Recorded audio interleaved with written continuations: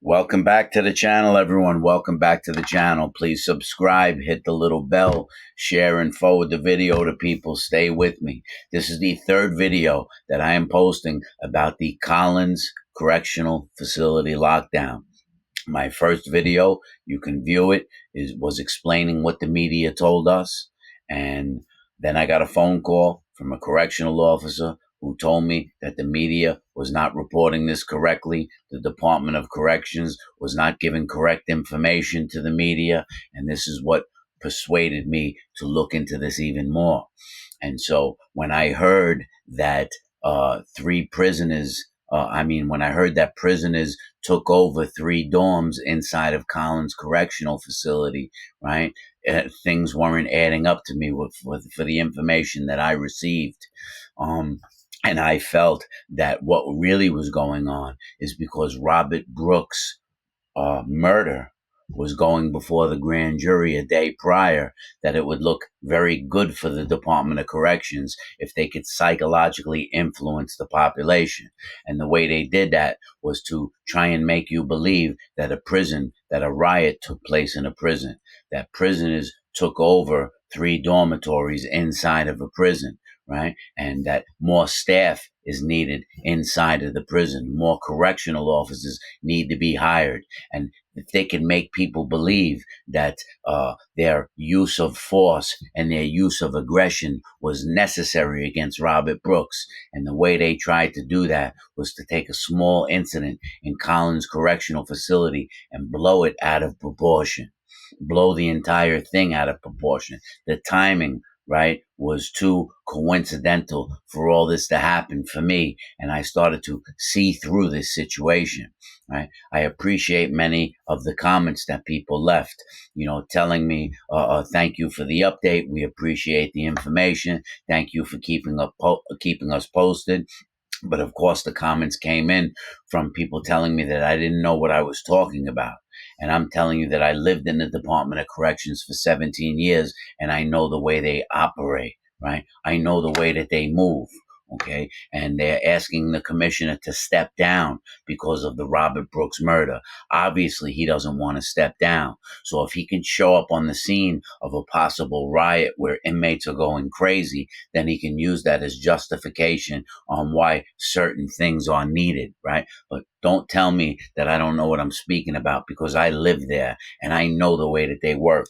So now today, the commissioner, Marticello, appeared at a hearing and he had to answer some questions to lawmakers. Okay. And so I'm going to post a video right now that took place today after I gave you all the information I gave you. And you'll see from this video that they are still fabricating evidence, still changing their story. And you look for yourself and take a view of this.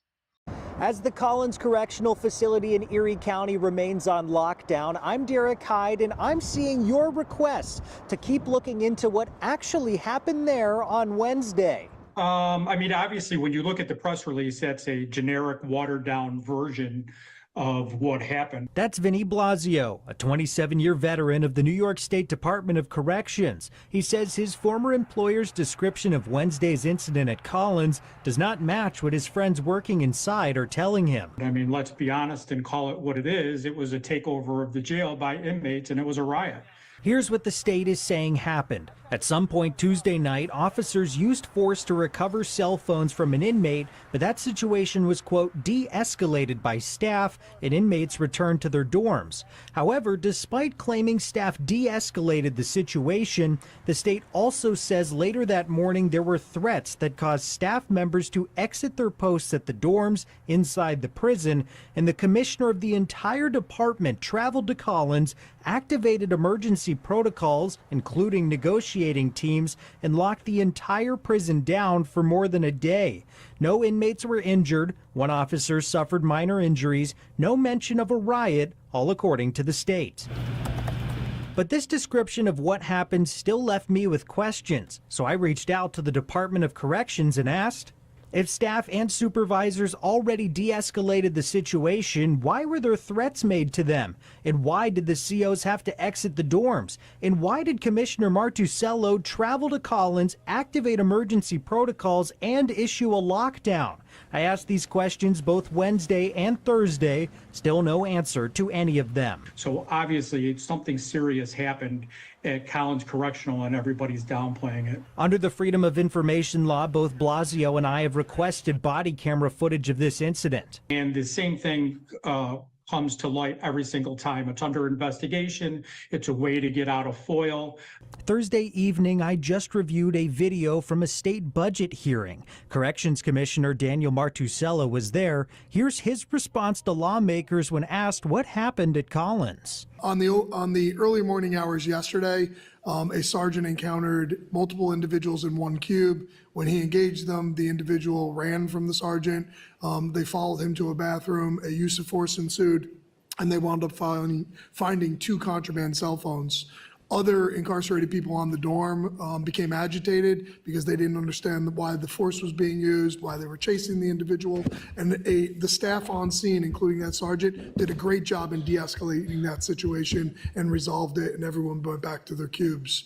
Later that morning, there was a potential threat that staff identified, and as a result, they left the dorms. We actually didn't lose the dorms. They walked off of the dorms because of perceived threat. Has that happened before? When was the last time that we had a situation where there was no adult supervision in the dorms? Well, the staff remained outside of the dorm itself. They barricaded themselves in. They did not barricade themselves in. That is not true. I was on site at that facility yesterday. The incarcerated remained communicative with the people on the other side of the door that we locked, right? And we were in constant communication with those individuals. So a lot of false narratives around that. Thank you for clarifying that. I will continue to look into this for you and let you know when we have some updates. For A Voice for Erie County, Derek Hyde, 7 News. So as you see, right, the guy Vinny Blasio was calling it a riot. He was saying that it was a riot and they're downplaying everything. And then the commissioner gets on there and says that there was no riot at all, that the prisoners didn't take over 3 dormitories. But we were told 2 days ago that the prisoners took over 3 dormitories. We were also told that the prisoner was found with drugs, and now there's no mention of drugs. We were told that the situation was in complete control, right? And if the situation was in complete control before he called the squad to come in there, before he called negotiators to come in there, right? Everything was de-escalated according to the commissioner before he made those calls. Then he's talking about a potential threat, whatever the potential threat is. This is all lies from the Department of Corrections again. And I thank you for Derek Hyde staying on top of it from Channel 7 News. I originally said it was Channel 12 News. I made a mistake. It was Derek Hyde from Channel 7 News. But as we see, the truth is starting to come out piece by piece. And again, it's a situation where the Department of Corrections has lied to the people and tried to make the prisoners look like they were out of control, tried to make the prisoners look like they were rioting, tried to make the prisoners look like they were being violent, when in truth, it was really just them trying to fabricate a situation to make you believe that. And now the truth is starting to come out. I hope you enjoyed the video. You take care.